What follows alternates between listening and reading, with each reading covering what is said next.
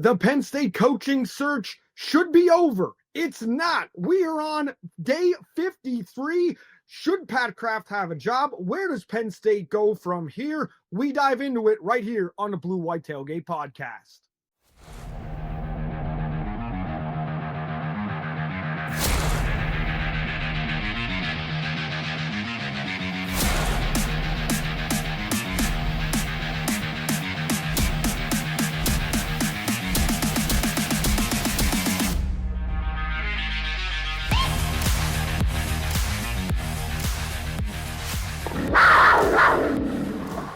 I see what you're doing there, big guy, and I got to admit it's valid. You know me, guys. I'm just trying to get the feeling of the fan base, and that's pretty much, Frank, you know it's funny if you're smirking at me, so that's pretty much how the Penn State fan base feels right now. This is just an unmitigated disaster, paper bag over the head. This is just bad all around for Penn State because perception is reality. But a Carrabba's paper bag, I kind of liking that though. I love their soup. Spicy butter. I love the spicy butter. Got to factor the food in. So, guys, what is going on, Frank? Let's start with you. What is going on? Well, how long do we got here? So we got time. I mean, the thing is that I think you go back to Pat Kraft's statement. When the day after James Franklin was fired, he's introducing Terry Smith. He's talking about the job, and he's making it sound like Penn State deserves and will find the next head coach to lead them to a national championship, put them in that stratosphere, meaning James Franklin couldn't quite get them there, but the next guy will.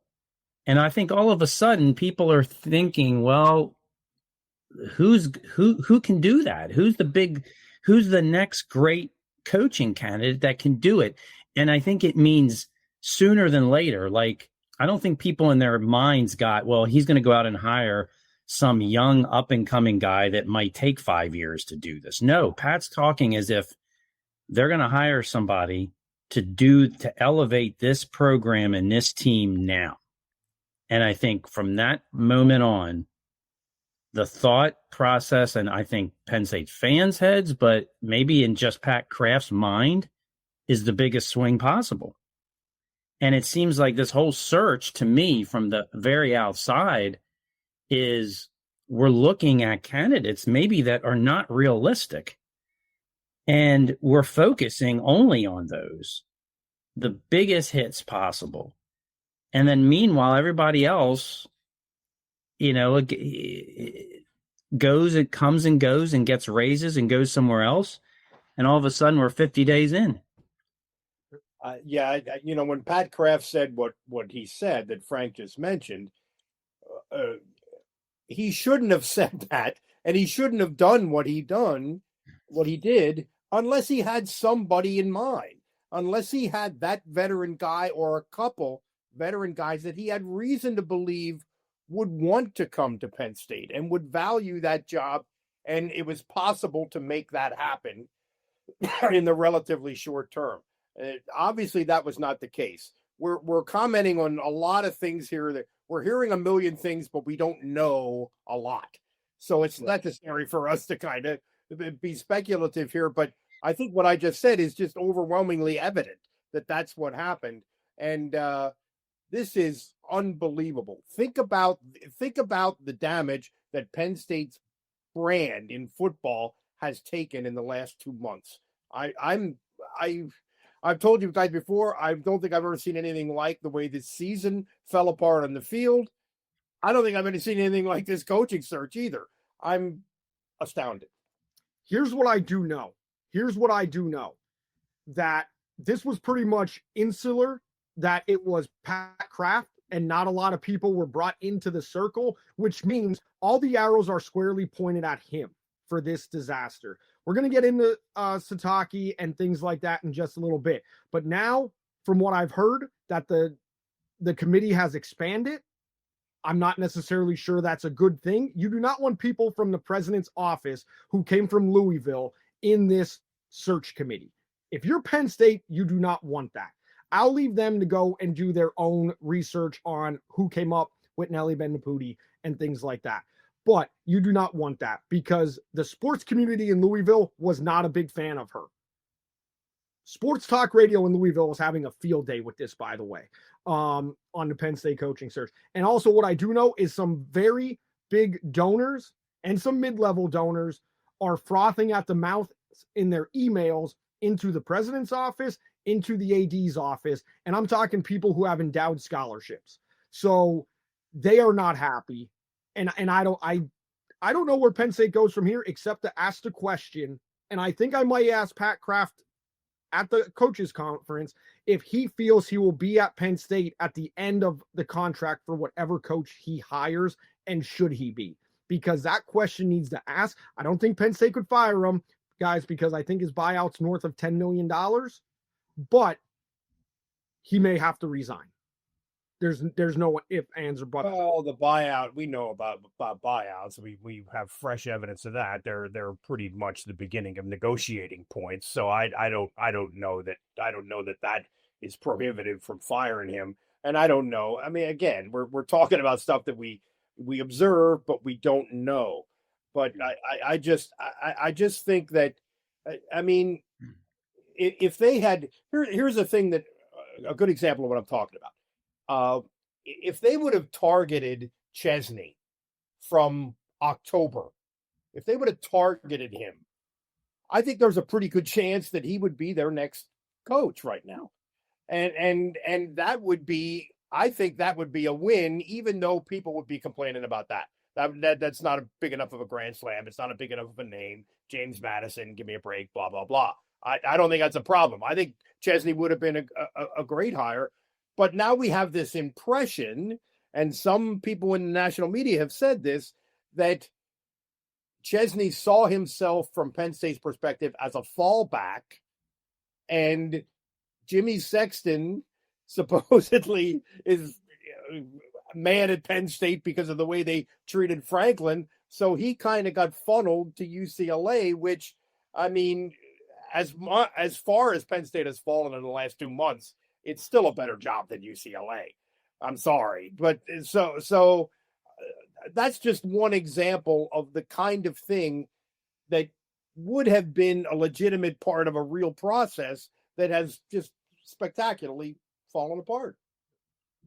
I think it's difficult too. I mean, it goes back to James Franklin being fired, right? And when that happened, that's a whole nother subject matter. Whether you agree or disagree that he should have been fired and should have been fired at that time, but that is the starting point, because if Pat is going to do that, then he and whoever else is doing the interviews and making the next decision. I mean, to me, if you're going to do that in mid-October, then you need to have a thought process on exactly how you're going to proceed. Not that you know who the next coach is, right? But how are you proceeding? Now, we don't know what his thinking was then. And really now, obviously. But it seems to people that there was not a plan. Now, I don't believe that there was not a plan, but what was it?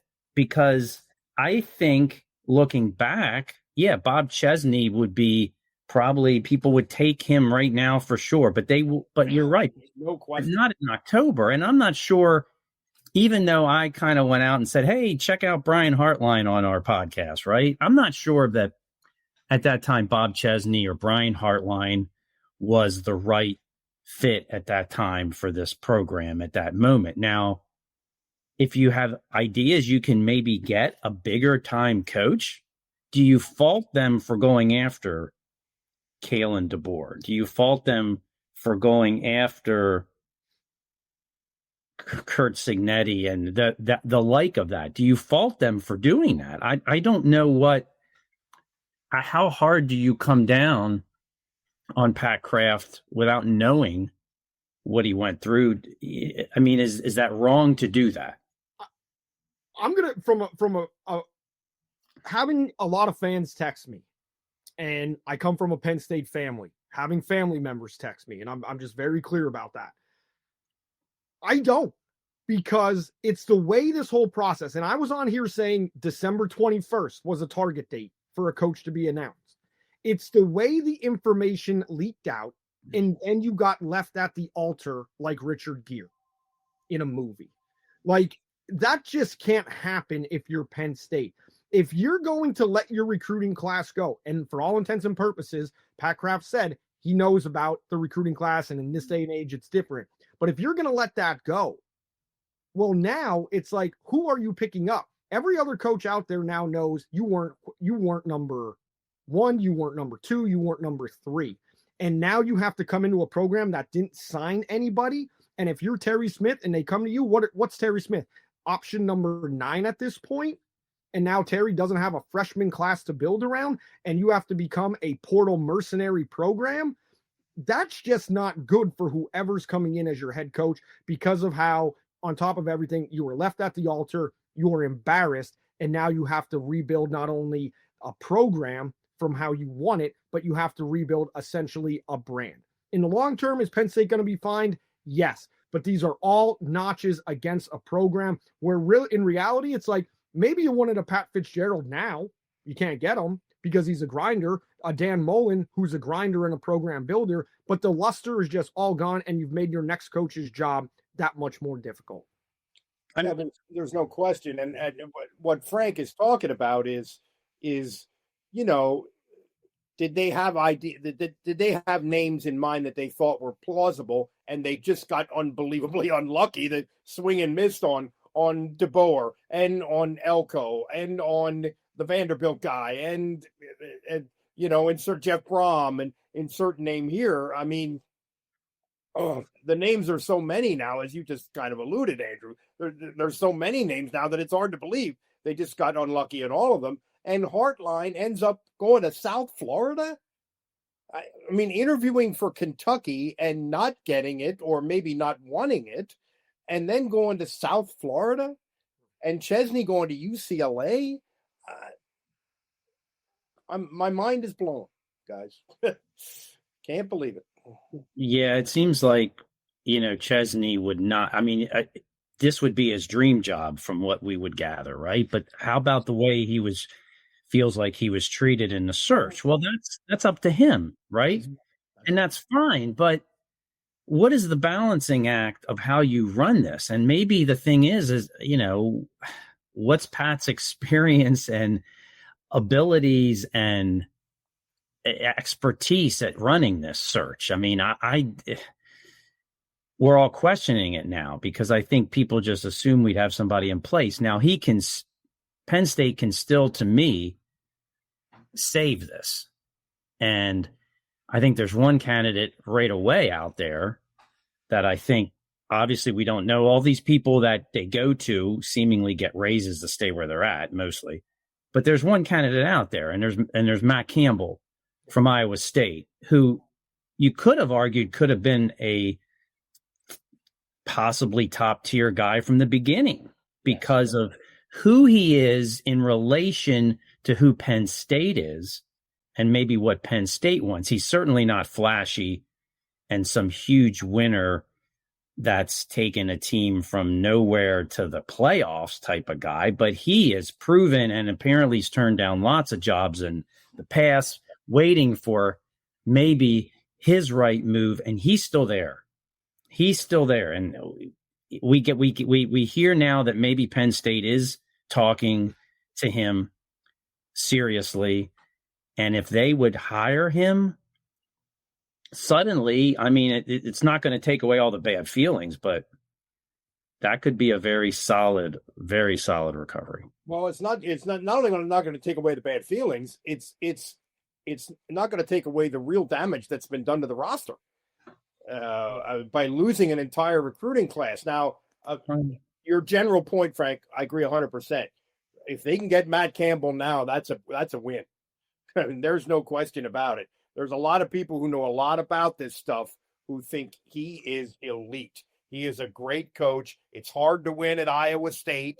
That's the theory, and he's done it consistently.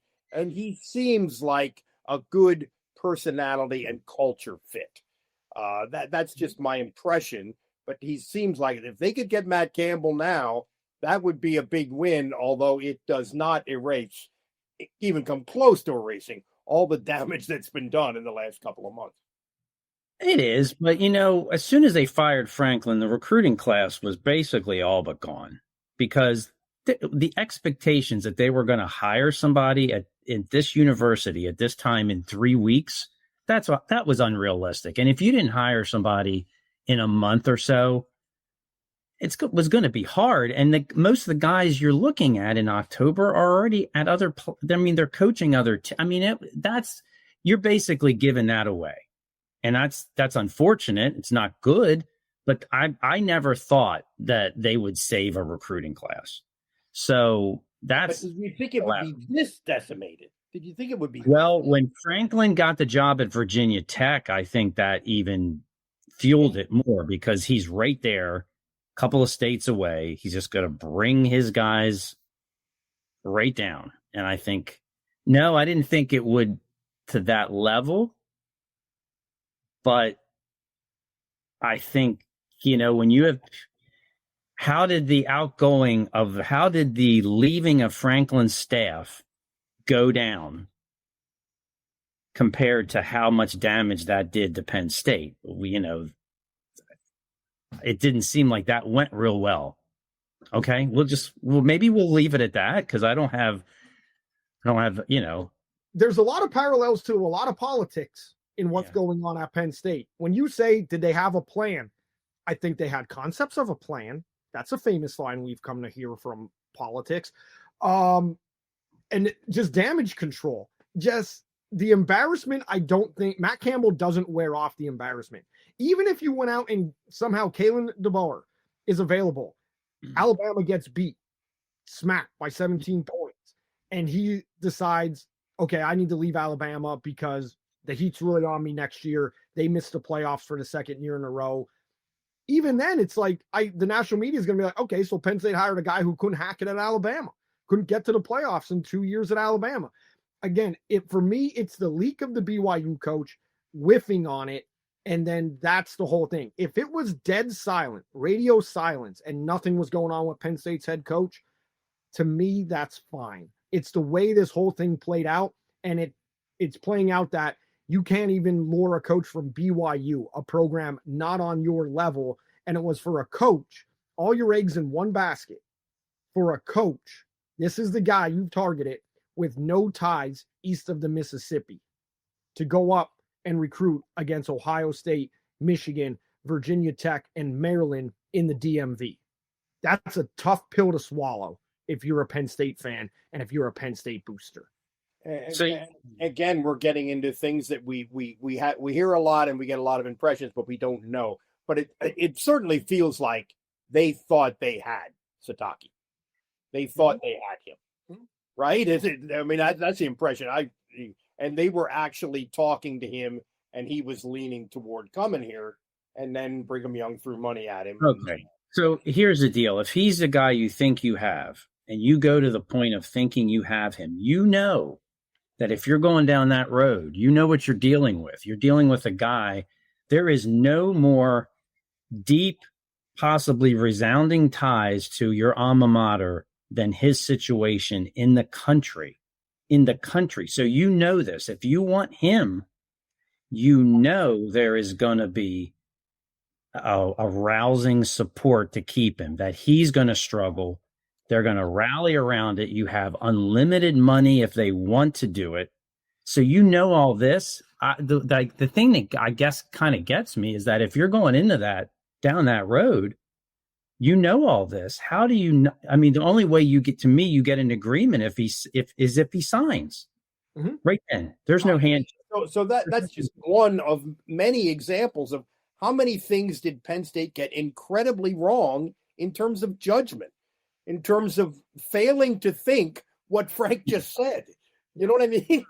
It may not be that simple, but in a way, simple. And again, I get back. I've said this too many times now, but things that we don't absolutely know, but that certainly seem to be the case. Yeah. Monday night, you get a signature. You sign a contract before anything. Or you don't go that far. To me, so they didn't keep it quiet enough. That's Is that what you're saying? my impression. Seriously, is that what you're saying? Or No, is that you don't allow BYU and to rally around being able to drum up support and pull on him to come back after you have some type of acceptance. You have to have it signed because of this situation. Like, you have to be able to foretell that this could happen Monday. What happened Monday night into Tuesday? To me, you have to be able to know that that certainly could easily happen. And that there could not be any agreement unless it's signed. You have to be, once the airplane starts pushing back from the gate, that's when it's signed, sealed, and delivered.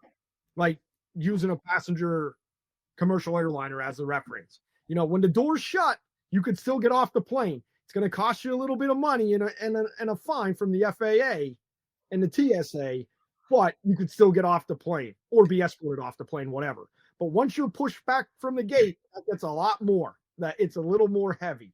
And here's the thing too, though, is that if you're going to go after Kalen DeBoer and Marcus Freeman and all the big names and a guy like Sataki in his situation, then you're going to be walking on a narrow edge in different ways, but always a narrow edge with all of that. So that's a huge, you're walking without much of a net. And if if a lot of schools didn't do that, a lot of schools did not do that. It didn't seem to me that Florida and Auburn and those schools really did that. They were very happy to quickly pivot and turn to someone like Matt Campbell. And maybe Penn State still has a chance to do this. So you're saying you'd be okay with all this if the Sataki stuff did not get out? Yeah. I'd be happy. No, I'm not saying that. I'm just saying. Well, it seems like you're talking about they're walking on the edge. Well, it seems like they've fallen on the wrong side. They've fallen off on the wrong side of the edge with 8 different guys. Like, how could it go that badly? It's amazing. I'm just saying, from perception and everybody in the national media just downgrading Penn State, Mike Greenberg and everything else. Now the revisionist history on James Franklin's record. Again, if James Franklin's not the guy to get you a national championship, I'm fine firing it. I'm not going back and saying, oh, Penn State shouldn't have done this. If he's not the guy to win you a championship, then make the change. 12 years is a long enough time to see if that was going to happen. James Franklin was asked twice, do you want to be the head coach at Penn State? James Franklin could not say the word yes. He says a lot of words, obviously, but he couldn't say yes. So I'm not revisiting James Franklin being at Penn State like all these people in the national media. I'm just saying, by this leaking out, letting a recruiting class go, it just all plays bad in perception, and perception goes a long way with kids that are 17, 18 years old that you want to come into your program. Yeah, how long is it going to resonate going forward? That's and let's James being a narcissist and the behavior of crumble cookie and everything else is so on brand for James Franklin. Remember, this is a guy who made an ESPN reporter change her dress because it wasn't blue, who made a male reporter take off an orange shirt when he got here. So this is him having crumble cookies at his signing day is so on brand. If James wanted to go and compete, James would have said, hey, I'm going to wait until the Lane Kiffin stuff falls. I'll go and compete in the SEC. I'll go and do that. So it's on brand for James to be petty and everything else. Maybe he should be, and I'm sure his defenders will, but it's on brand. James, go with your crumble cookies. Well, I'll tell you what else is on brand. When he got the job at Virginia Tech, they were the 125th ranked recruiting class, and now they're 22nd. That's on brand too for him, right? And and eight of his commits, as last time I looked, 8 are guys that were committed to Penn State when James was fired. Well, there's no questioning his loyalty that he garners through players. I don't think that was ever a reason why he was looked down upon or ultimately fired. So that Yeah, that definitely. I suspected that would exactly happen that way. Yeah. Now, Sure. what he can do and build, he's pretty good at that too. Now, when the pressure is on, when the pressure is hottest, will he be able to deliver a team to where fans want? At Virginia Tech, maybe he certainly can, but at Penn State, Well, but if Virginia Tech gets to the point where they're winning 9-10 games a year, they're absolutely, all of what you just said completely changes. The fans, absolutely. Do you think? Because when he was at Penn State, remember when a guy wanted to call him and commit, what did he always say? We tell him no. Don't do it. I want you to be sure. You think he told any of those guys that were committing at Virginia Tech, no, don't do it? No, and he would say, change. I'm sure he didn't, and he would say, I can't believe how much college football has changed in the last couple of years. It's a new reality, and I have to deal with that new reality. I think that's what he would say to that. Should Pat Kraft come out with a statement? Is it worse if he comes out with a statement? Because in a lot of ways, I feel like I'm watching the Dallas Cowboys. I tweeted out a picture of Jerry Jones the other day and said Penn State, it parallels a lot of the stuff with the Dallas Cowboys. Pat Kraft is front and center. We've talked about it being, maybe too front and center. Jerry Jones is just like that. Jerry Jones has gone through massive high-profile failures, divorces with players and things like that. Is that comparison fair? Well, I think there are a lot of differences between the two, and don't get me started on the Dallas Cowboys. I've had this America's team nonsense up over my head for 30 years. I mean, you take away marketing, and they've been the Cincinnati Bengals for 30 years, and we're supposed to stop it with the Dallas Cowboys. But anyway, Pat Kraft. Pat Kraft knows the truth about a lot of things that we've been talking about for the last half an hour. He knows the truth. So if he would come out and talk and have some factual sort of explanation for the way this has fallen apart, I think that would be a positive for him. Okay. If he has nothing and he'll come off sounding like an idiot, then it's not.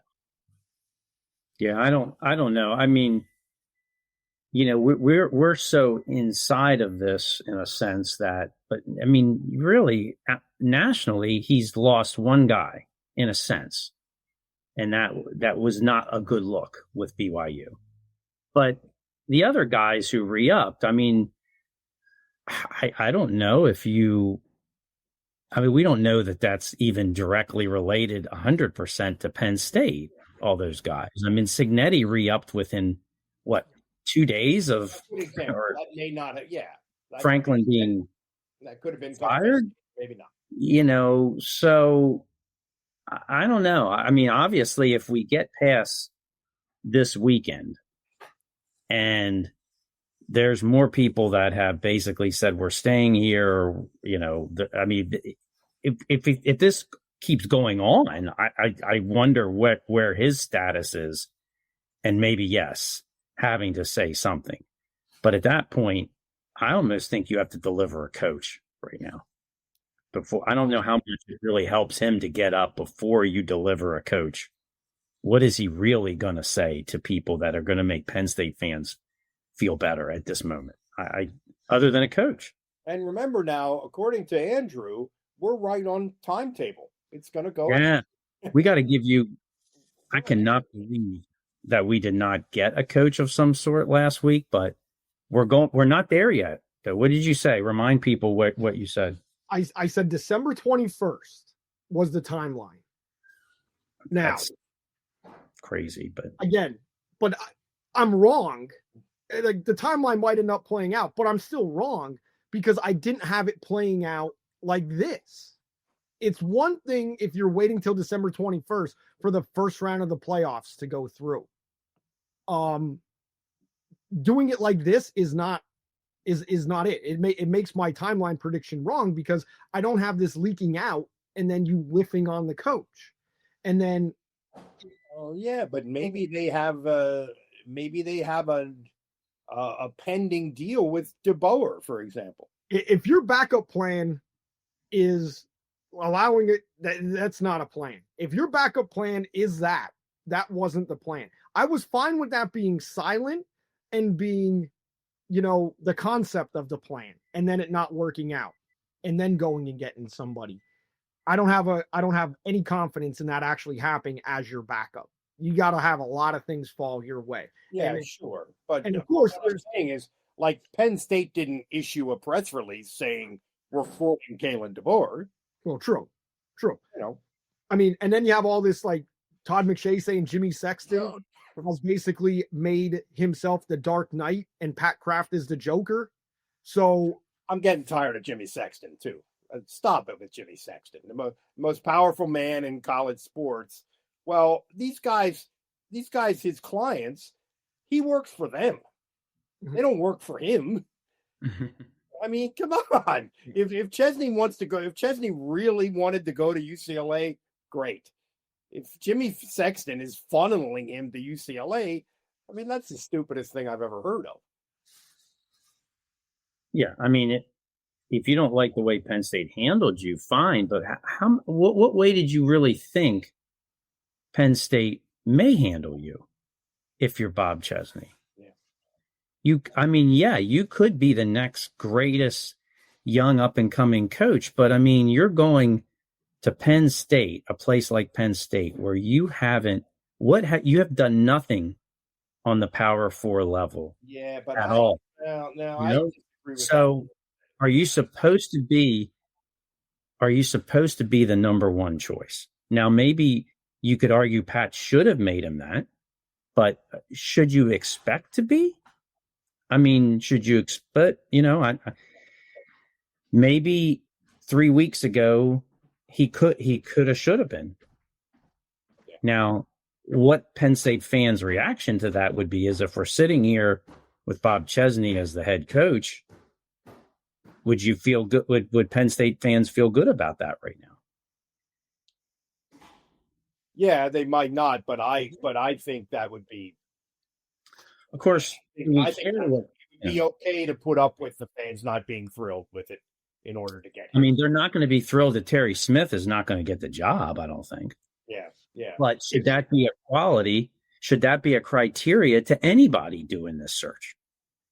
I mean, my sense of it is they should have swung. Maybe, okay, you swing big for Elko, for DeBoer, for guys like that for a week or so, and then you get the lay of the land, and then you push hard for Chesney.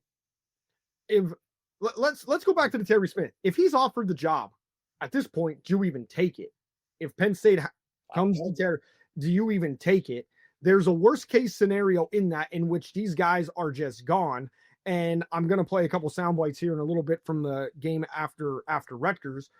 But and I also get it. I had a former coach say to me, hey, if the best looking girl in school asked five guys to the dance and they all said no, and you're the sixth choice, are you going to turn her down?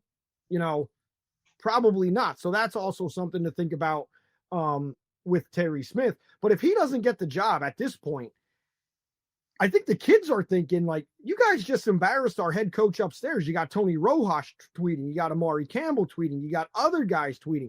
You got legacy alumni. Like, I'm not talking about, contributors and letter winners. I'm talking about, championship level players that have thrown their support behind Terry Smith. There's a lot of things that could fall out here. And I just want to play this soundbite or an interaction in the tunnel from the Rutgers game between Andrew Rapplier and Terry Smith.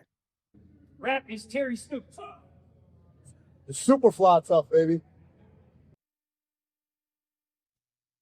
It's 6 seconds. It's not anything, but there's obviously a relationship there. And this could go sideways depending on who it is.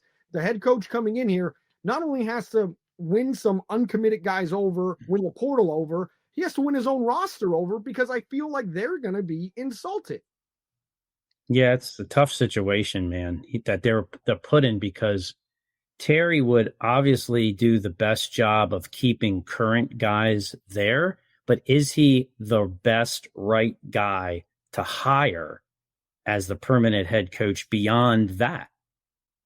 And I think you could make a very good argument he is not, right? But would he be the best in the immediacy? Well, I think that's a given, and that's what's really visible right now. But I mean, Terry wasn't James's choice to be the defensive coordinator last year when he had an open position, for example. He did not jump and put Terry Smith as a defensive coordinator. Terry Smith's never been a coordinator on this level. He hasn't gotten that job. Is he the right person to lead it beyond the immediacy? I don't know. Is he better? Should he be hired for this job over, say, Matt Campbell? You could argue in the meantime, maybe, sure, but I don't know. That's.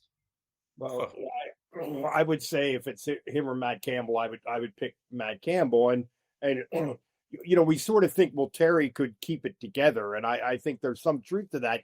But look at this roster.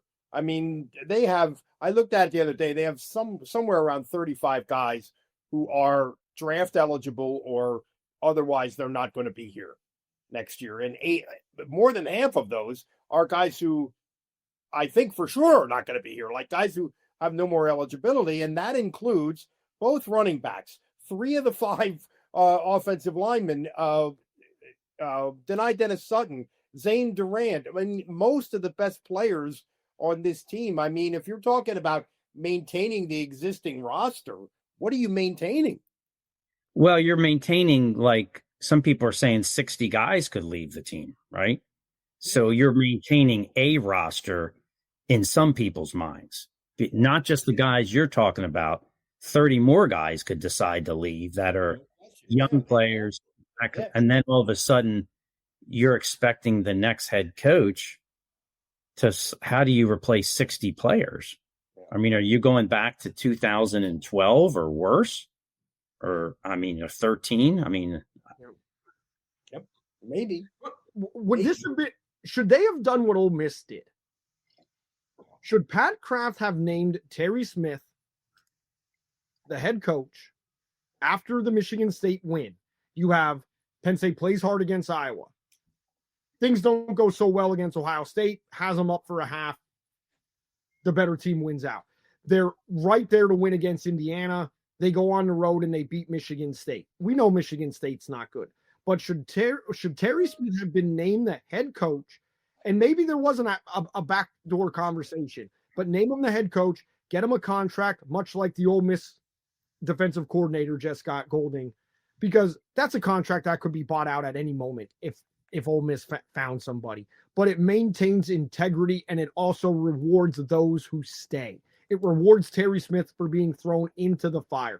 Maybe Terry Smith didn't want that, but if that wasn't discussed, then to me, again, that's a failure within Penn State's leadership to not have it done that way. Yeah, I hear you. Again, we're getting into stuff that we can sort of observe and suspect, but can't know. I don't know if that happened, and I'm not really that familiar with what kind of deal the Ole Miss gave their guy. I don't know what that is, but I mean, maybe that would be a creative sort of way to stem the tide a little bit for a year. I don't know. Frank, would it not have acted like a prove me deal? Like, show me what you got, prove me deal, and it at least kept your recruiting class, or it gave you the ability, I should say, to actually recruit and possibly bring in 10 guys on an expedited timeline. I still think it's such an immediate, and it would certainly look nationally, Penn State would get roasted for that move. To me, they would. Like, you fired James Franklin and you're hiring the guy down the hall. I don't, anyway, but I think it's still, I'm not saying the man can't do the job. I'm saying I think it would be a very much just an immediate boost, very immediate. Because I don't know how does Terry Smith really recruit like that? Because if you're saying he's getting a deal that anybody could sense is a short term in any way, how do you convince high school kids to come there? Because they don't know, is Terry going to be here next year? Is he going to be here the year after? Who's going to be the head coach? Like, to me, in a sense, there might be no buy-in from high school kids as who their head coach is really going to be if they're constantly looking over, in a sense, their shoulders. Like, do we know Terry's really going to be here in 3 years? Do we even think he could be here in 3 or 4 years, meaning my career? Like, if you don't even know or think that could happen, or you're seriously doubting it, then I don't know how well he could recruit, for example. That's true. That's very true. But I think that's to a greater or lesser extent true all over the country. I mean, there's no stability in this sport. I mean, I think there's perception, though. I think there's perception. Perception, but I think that's unrealistic perception, generally speaking. If they would hire Bob Chesney, I think 4 weeks ago, I think the thought would be, whether you know what you know about him, how much you do. I think the thought, though, is that Penn State's doing this hire for the longer term. Yes. This guy, if you like this guy, he's planning to be here. He's going to be here because that's the mode Penn State's going. They're going for who they think is the best rising younger coach that's going to be there, because it's Penn State. They've only had 4 of these people since 1950. There is something to that, right? Yeah. Yeah. And I said this before on his show, and I've written it and everything, but he would have been the guy to me that I think it could have. If you feel that way, right? If you interview him, like none of us are interviewing. The fans aren't interviewing Bob Chesney. We don't know what his NIL plan is, or his ability, what his plan is for recruiting or staff. I mean, if he blew Pat Kraft away and you feel comfortable, then maybe, and we don't know that, but if you do, maybe that's the fault, is that how much do you keep backburnering people that you believe could truly do the job when you don't have any sense that these other people are going to agree to you? Maybe you don't go that way that long, like you said, Mike. That feels like that's what happened. Yeah. I love throwing scenarios out to you guys, like that short-term contract as like a prove it, things like that. And you guys go and Frank basically said, I'm an idiot. Said it very nice though. No, I think there's real value in the immediacy of this situation, especially because there's a real fear that Penn State could be a disaster next year, because who is going to play for them? We haven't even gotten into what's the bowl situation going to look like. When do opt-outs start happening? The bowl game gets decided on Sunday, where they're going. I thought for sure at the beginning of this, like something like they would go as high as possible, like the Music City Bowl, because they've never played there. How would you not want Penn State there? Right? Like the highest game possible. And now I'm thinking, well, maybe they don't, because they don't even know who's going to show up and play in the game. Yeah. I was told, look for Nashville. That's what somebody told me. Look for Nashville. Pinstripe Bowl was not, I don't think, well received in State College. Really? Yeah. I thought they loved that game in 2014. Oh, I think people loved it. I'm just thinking, within certain buildings, the Pinstripe Bowl wasn't well received from what I heard. Let me throw this out for you guys' historical perspective. I think a lot of Penn State fans and a lot of people around Penn State would rank the best ADs at Penn State recently as Pat Kraft would have been number 1 before this, followed by Sandy Barber, followed by Dave Joyner. Bill O'Brien left on New Year's Eve. Right? It was New Year's Eve? Yeah, New Year's Eve. New Year's Eve. Just up and ruined everybody. Nate Bauer had the famous quote, to Pat Chambers. Yeah, New Year's Eve was great until your boy decided to leave. But he leaves on New Year's Eve, and that coaching search was less of a quote-unquote shit show than what's going on. Who would have thought Dave Joyner would have your backs are against the wall, though. If you have somebody that leaves that late, your backs are against the wall. I think it can make things easier because you don't have time to mull over possibilities and who could come here in 2 weeks or 2 months if we wait, if we go. I mean, you don't have any of that to play with. You just got to get a guy, the best guy, right? Some ways I think that's the way it works in life, is that when you don't have a lot of time to think about it, maybe so to speak, things work out a little better for you. Right? Yeah, sure, maybe. I mean, could James Franklin, could the James Franklin of 2013, 2014, could he have gotten the Penn State job now?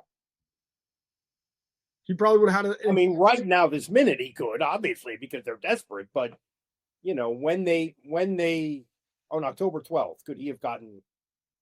I don't know if he'd be seen much more than Bob Chesney or Clark Lee, who's at Vanderbilt now, though. Yeah. I mean, with his resume, I mean, Penn State was in a different situation then, too, very much so. Open more to someone like James. Yeah. Because, you know, what, Al Golden was going to be the guy? I mean, we're talking a whole different candidate pool, I think, at that time. Well, that's kind of my point. That's kind of what I'm saying. Yeah, it's interesting to think about that in that context. But now that things have blown up to this extent, it's crazy. So give me your best guess. I'm sticking with December 21st. I really am. Again, I didn't have it playing out this way. I'm still wrong by saying December 21st. I'm sticking to the date December 21st. Your best guess on who and when for Penn State coaching search to come to an end? Now, we didn't get anybody that got named during our taping of this, right? Right? Should you check on this? I'm going to give a quick thing. Thing. Check social media.